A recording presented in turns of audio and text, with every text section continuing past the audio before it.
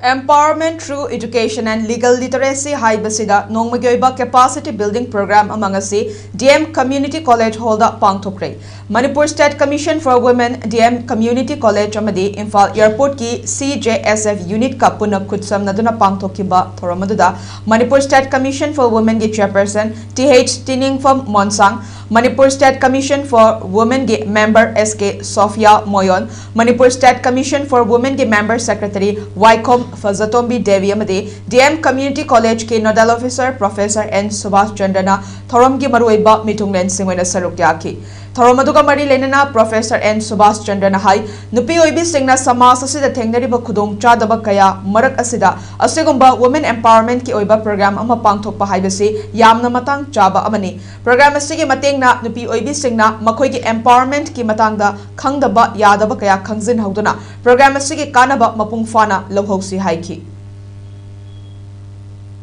Ahoy larik to mingai basi yam munna khangdi ai samuksu hauji sai tara mangal tara taru aina thabak charam paji tara mangal tara tu sure adu mang su oja masa masa dum oje ai profession je sida leking su dum oja oje mantam du di